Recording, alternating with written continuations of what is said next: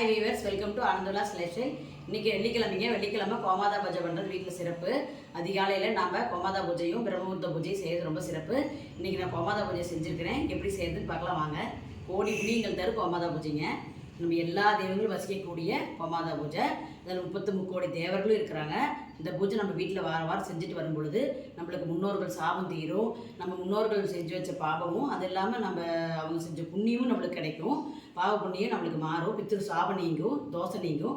அதனால் நம்ம இந்த வீட்டில் நம்ம செஞ்சுட்டு வந்து செய்கிறது ரொம்ப சிறப்பு. வாங்க எப்படி செய்யறதுன்னு பார்க்கலாம். நம்ம கோமாதா பூஜை செய்கிறதுக்காக ஒரு பீடு எடுத்து வச்சாச்சுங்க.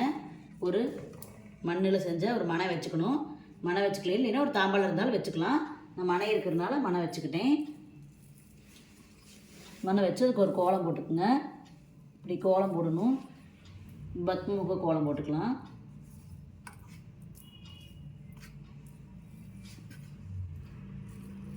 உங்களுக்கு தெரிஞ்ச பத்மமுக கோலம் போடுங்க, இல்லைன்னா நம்ம ஸ்டார் கூட போட்டுக்கலாம், தாமரை போட்டுக்கலாம், எது வேணால் போட்டுக்கலாம்.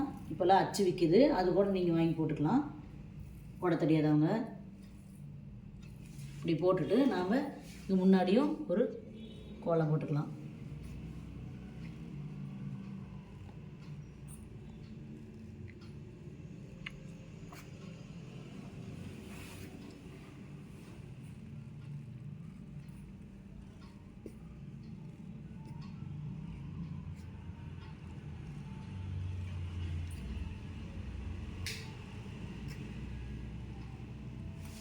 இப்படி போட்டுட்டு கொஞ்சம் மஞ்சள் குங்குமம் வச்சுக்கலாங்க குளத்துக்கு. இதுக்கு அப்படியே கொஞ்சம் இப்படி போட்டுக்கலாம்.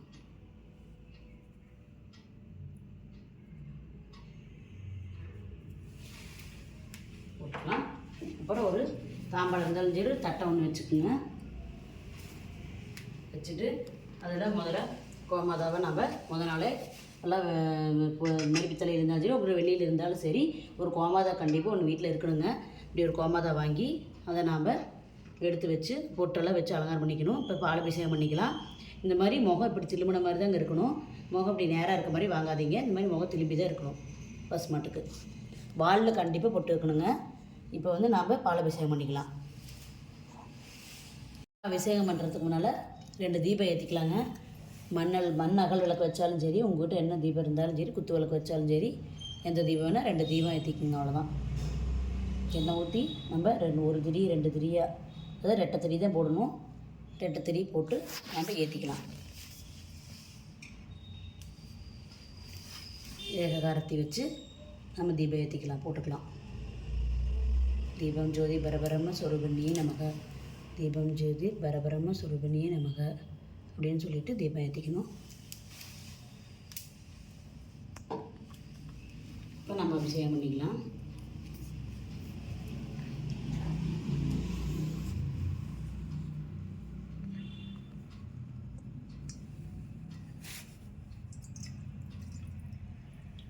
கோமாதா போற்றியும் கோமாதா குலமாதா கோமாதா கோமாதா எங்கள் குலமாதா.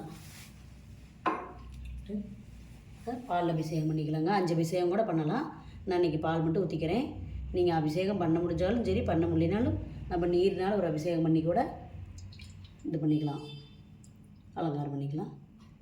கோமாதா போற்றி கோமாதா எங்கள் குலமாதா அப்படின்னு கண்ணுக்குட்டிக்கு ஊற்றணுங்க. நம்ம கன்றோடு இருக்கிற பசு தான் வாங்கணும். இந்த வால் பகுதிக்கு ஊற்றணும். கோமாதா போற்றி போற்றி பால் அபிஷேகம் ஊட்டிட்டு இப்போ நம்ம தீபம் காட்டிக்கலாம்.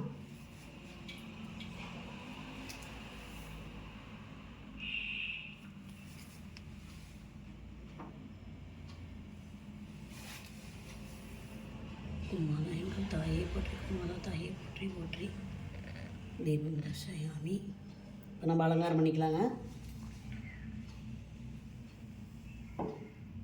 பாலாம் அலங்காரம் பண்ணியாச்சுங்க.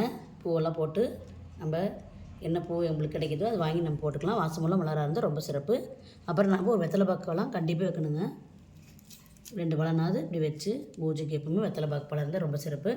அது கோமாதாவுக்கு பழம் ரொம்ப பிடிக்கும். அதனால் நம்ம வெத்தலை பாக்கு பழம் தாம்பூலம் சிறப்பு. அவுத்திக்கீரை ஒரு நைவேத்தியமாக வச்சுக்கோங்க கண்டிப்பாக. அது மட்டும் இல்லாமல் நீங்கள் பால் காய்ச்சி வச்சாலும் சரி, கல்கண்டு எது வேணாலும் நம்ம வச்சுக்கலாம். நம்ம அவுத்திக்கீரை ஒரு கட்டு நீங்கள் வெள்ளிக்கிழமை நாள் வச்சுட்டு அதை கொண்டு போய் நம்ம பசுமாட்டுக்கு வந்து கொண்டு போய் கொடுத்துட்டு வரும்போது ரொம்ப ரொம்ப சிறப்பு. அதனால் நான் இப்போ அவுத்திக்கீரை ஒரு கட்டு வச்சுருக்கிறேன். கிடைக்கிறவங்க வாங்கி அவுத்திக்கீரை வைங்க, இல்லைன்னா பழம் வச்சுக்கோங்க. இப்போ நம்ம எல்லாம் ரெடி பண்ணியாச்சுங்க. இப்போ நம்ம விநாயகரை நினச்சி கும்பிட்டு ஓம் சுக்லாம் பிரதரம் விஷ்ணும் சசிவர்ணம் சதுர்புஜம் பிரசன்னவதனம் தியாயத் சர்வக்னம் சாந்தே அப்படின்ட்டு அவருக்கு அச்சதை சமர்ப்பிச்சுக்கலாம். அச்சதை சமர்ப்பிச்சுட்டு பூவை நம்ம போட்டுட்டு ஓம் சுக்லாம் பிரதரம் விஷ்ணு சசிவர்ணம் சதுர்புஜம் பிரசன்னவதனம் தியாயத் சர்வக்னம் சாந்தே ஐந்து கரத்தனை ஆணைமுகத்தனை இந்திய போலமேற்று நந்திமகனான குழந்தையை நினச்சி கும்பிட்டுட்டு சுமுகச்செய்ய தந்தச்ச கபிலகஜ கர்ணக லம்போதரச்ச விகடகுண ராஜா கணாதிபதி துமகஜ கணத்தேஜ பாலச்சந்திர கஜனன வக்கரதுண்டோ சுல்பகர்ண ஹேரம்பஸ்கந்த புருஜ சோடசிதானி நாமானி படைச்சந்து வித்தியாம்ப விவேச பிரவேஷ்மேத்தா சங்கிராமி சர்வகார சுக்ரி சிஷ்ய ஜாயத்தை அப்படின்னு சொல்லி நம்ம சோடச நாமாவளி சொல்லியாச்சு. இப்போ வந்து விநாயகர் தீபாவளி காட்டிட்டு நம்ம குலதெய்வத்தை நினச்சி கும்பிட்டுக்கணுங்க. குலதெய்வத்தை நினச்சி கும்பிட்டுட்டு அவங்க குலதெய்வம் என்ன பேரோ அதை சொல்லி நினச்சி கும்பிட்டுக்கோங்க. அங்காள பரமேஸ்வரி துணை, அங்காள பரமேஸ்வரி துணை, அங்காள பரமேஸ்வரி துணை. இன்னும் உங்கள் குலதெய்வத்தை நீங்கள் வேண்டிக்குங்க. குலதெய்வமே எங்களுக்கு எந்த ஒரு தோஷமும் இல்லாத எல்லா சாபமும் நீங்கி எங்களுக்கு பித்திரு தோஷம் பித்திரு சாபம் எல்லாம் இருந்தாலும் நீக்கி முன்னோர்கள் செய்த பாவம் முன்னோர்கள் செய்த புண்ணியம் எல்லாம் எங்களுக்கு பாவ விலகி புண்ணியம் கிடைக்கணும் அப்படின்னு சொல்லிட்டு நீங்கள் நம்ம வேண்டிக்கலாம். நான் செய்த முன் ஜென்மத்தில் செஞ்ச பாவ வினைகள் எல்லாம் தீரணும்னு சொல்லி நம்ம கும்பிட்டுக்கலாம். இப்போ வந்து நம்ம பூஜையை ஆரம்பிச்சுக்கலாங்க. கோமாதா போற்றி சொல்லலாம். அதுக்கு முன்னாடி கவா மங்கேசு திஷ்டந்தி புவனானி சதுர்தச எஸ் மாத்தச் மா சிவமே தியாயே திகலோக பரத்ரதச அப்படின்னு சொல்லிட்டு நம்ம அச்சதை சமர்ப்பிச்சுக்கலாம். இது கோமாதா ஸ்துதிங்க ஸ்லோகம். இது நம்ம பாடிட்டு இதையும் 108 தடவை நம்ம சொல்லலாம். இல்லை ஓம் கோமாதா போற்றி நம்ம எந்த மந்திரம் சொல்லினாலும் ஓம் கோமாதா போற்றி, ஓம் கோமாதா போற்றி, ஓம் கோமாதா போற்றி, எங்கள் குலமாதா போற்றின்னு சொல்லி நீங்கள் 108 தடவை சொல்லிக்கலாம். 108 போற்றியும் இன்றைக்கி நீங்கள் நெட்டில் பாருங்கள், சர்ச் பண்ணால் மொபைலில் வந்துடும்.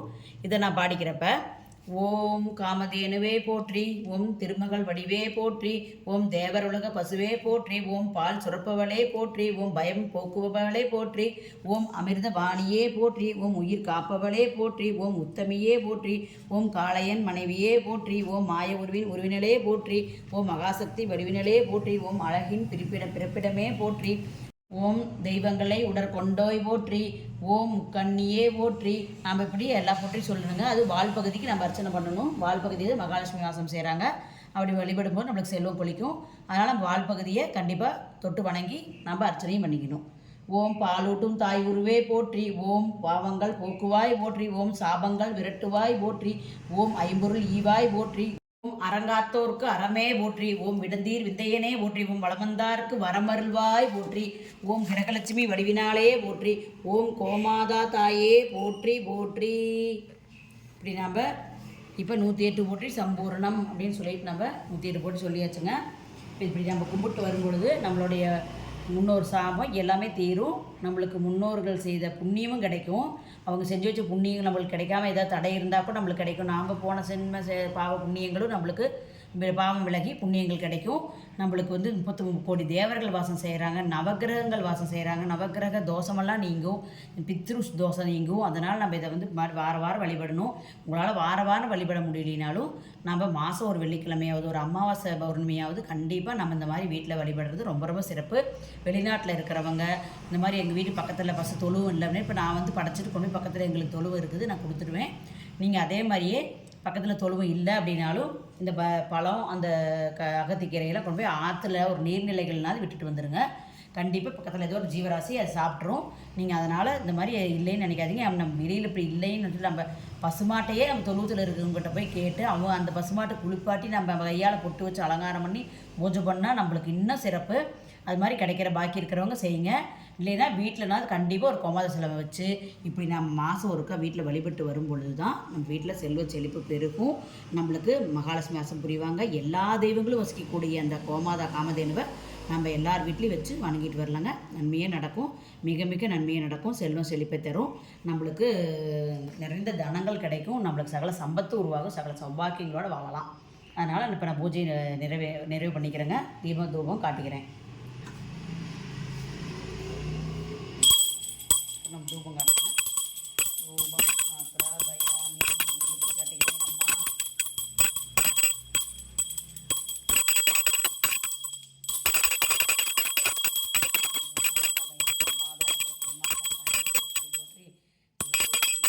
எல்லா தெய்வங்களும் குடியிருக்கும் எங்கள் மாதா தாயை போற்றி போற்றி. தூபம் அக்ராபயாமி. தீபம் காட்டுறேன். வால்பகுதி கண்டிப்பாக நம்ம தீபம் காட்டணுங்க. இப்போ கோமாதா காட்டணும். கோமாதா கவா மங்கேசு திஷ்டந்தி புவனானி சதுரச எஸ் மாத்தஸ் மா சிவமே தியாயே திகழோ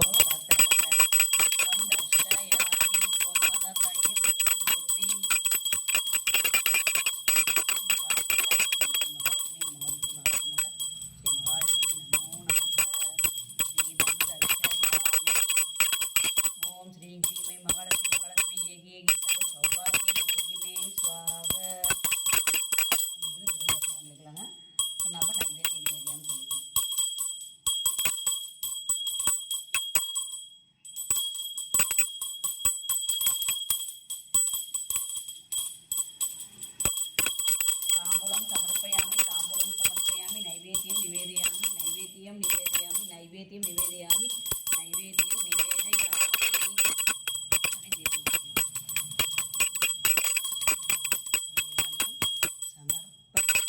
அப்படின்னு சொல்லிட்டு நம்ம விழுந்து கும்பிட்டு வேண்டிக்கணுங்க. கீழே விழுந்து கும்பிட்டு 3 தடவை சுற்றி வலம் வர்றது ரொம்ப சிறப்புங்க. 3 தடவை இது மாதிரி சுற்றி வலம் வர மாதிரி வச்சுக்கோங்க. உங்களுக்கு இடம் இல்லைன்னா பரவாயில்ல, நீங்கள் போய் அப்படியே சும்மா நம்ம வழிபட்டுக்கலாம். இடம் இருக்கும் பொழுது அங்கே ஒரு இடத்த சூஸ் பண்ணிக்கோங்க. தென்மேற்கு மூலையாவது ஒரு வடகிழக்கு மூலையாவது பார்த்து இடம் இருக்கிற மாதிரி நீங்கள் வச்சு அந்த மாதிரி வச்சு 3 தடவை வலம் வந்துட்டு விழுந்து கும்பிட்டு வணங்கிக்கலாம். நாம் இந்த அகத்தை கீரையும் பழத்தையும் நான் கொண்டு போய் பசுமாட்டுக்கு கொடுத்துட்டு வந்துடுறேங்க. கொடுத்துட்டு வந்துடுவேன். அது அப்போ தான் ரொம்ப ரொம்ப சிறப்பு. 3 முறை இப்போ நான் சுற்றி வந்து விழுந்து கும்பிட்டு வணங்கிட்டேங்க. நீண்ட ஆயுள், ஆரோக்கிய, ஐஸ்வர்யம், பேரும் புகழும் சிறப்பு பெற்று எங்கள் வீட்டில் என்றென்றும் செல்வாக்கு நிரம்பி இருக்க வேண்டும். சகல சம்பத்தோடு சகல சௌபாக்கியோடு நாங்கள் இருக்கணும். என்றென்று எங்கள் வீட்டில் நிரந்தரமாக செல்வம் தங்கி இருக்க வேண்டும் சொல்லி நம்ம விழுந்து கும்பிட்டு வணங்கிக்கணும். எந்த ஒரு பித்திரு சாபம் இருந்தாலும், பித்திரு தோசை இருந்தாலும் சரி, முன்னோர் சாபம் இருந்தாலும் எங்களுக்கு விலகி, எல்லா தோஷங்களும் விலகி நாங்கள் எங்களுக்கு சகல சௌபாக்கியங்களில் வாழணும்னு வேண்டிக்கணும். அப்போ இது மாதிரி வணங்கிட்டு வாங்க. திருமணம் ஆகாதவங்களுக்கு திருமணம் நடந்தேறும். நம்மளுக்கு செல்வம் தங்காதவங்களுக்கு செல்வம் தங்க ஆரம்பிக்கும். கண்டிப்பாக செல்வம் செழிப்பு ஏற்படுங்க. இந்த மாதிரி பசுமாட்டுக்கு நம்ம தந்துட்டு வர வர வர வர நம்ம குடும்பத்தில் பல மாற்றங்கள் நடைபெறும். எல்லாத்துக்குமே நன்மையே நடக்கும். ஏதாவது ஒரு நோய் நொடி இருந்தாலும் விலகிடும். தொடர்ந்து நம்மளுக்கு ஏதோ ஒரு கஷ்டத்தை கொடுத்துட்டு போது அந்த கஷ்டங்கள் நீங்கி நன்மையே ஏற்படும். மிகச்சிறப்பான பலன்கள் நடைபெறும். இந்த பூஜை எல்லார் வீட்லேயும் பண்ணிட்டு வாங்க. இந்த வீடியோ உங்களுக்கு பிடிச்சிருந்தா லைக் பண்ணுங்கள், ஷேர் பண்ணுங்கள், சப்ஸ்கிரைப் பண்ணுங்கள். கண்டிப்பாக லைக்னாவது போடுங்க. எங்களுக்கு ஒரு என்கரேஜ்மெண்ட்டாக இருக்கும். அதனால் ஷேர் பண்ணி விடுங்க. நிறைய பேர் தெரியாதவங்களும் இருக்கிறாங்க. ஷேர் பண்ணி விடுங்க. நன்றி.